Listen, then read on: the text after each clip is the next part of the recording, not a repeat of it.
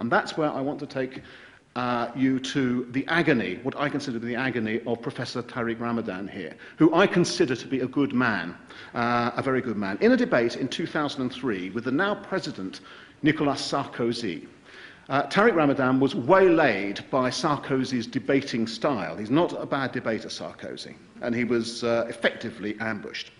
And he was asked what he thought about the practice of stoning.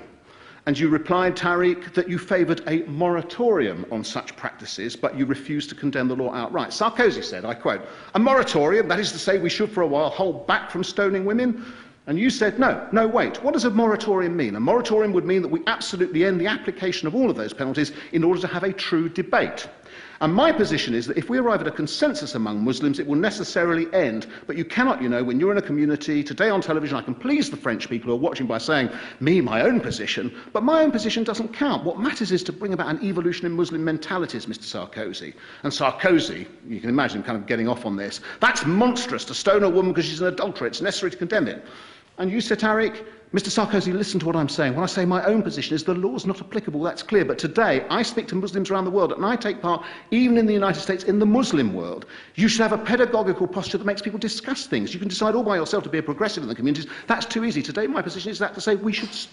my position is that is to say we should stop. Tariq, what were you saying? What were you saying? I think you were saying that you would lose your audience if you told them that stoning was wrong, that they would somehow be detached from you if you were to say to them outright, look, folks, stoning women is wrong. It is a value I cannot uphold. It is one that I totally and absolutely abhor. It cannot exist in a civilized society. But you could not say that to them because that could not be part of your discourse. You then went to say, Ian Baruma, when the author, when he interviewed you on the subject, but when you want to be heard in Muslim countries, you said when you're addressing religious issues, you can't just say it has to stop. I think it has to stop, but you have to discuss it within the religious context. There are texts involved. I'm not just talking to Muslims in Europe, but addressing the implementation of hudud everywhere in Indonesia, Pakistan, and the Middle East. That is precisely the point, Tariq. Now, are women to enjoy rights equal to those... Are women to enjoy rights equal to those of men? Are adults to decide which other adults they have sex with, or is that a cultural tick? And my final point is this.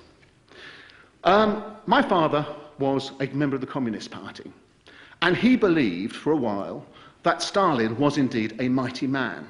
And there were around at that time many people who would say that the West was in some way inferior or not superior. The values of the West America were not superior to those properly understood in the Soviet Union if you only just understood the context. You have to learn, I think, Tariq. Your father was very close to Hassan al-Banna and so on, the Muslim Brotherhood. You have to learn at some point to say, no, actually, I'm not going along with that anymore. These values of human rights, these values of liberty and so on are superior, and I will support them.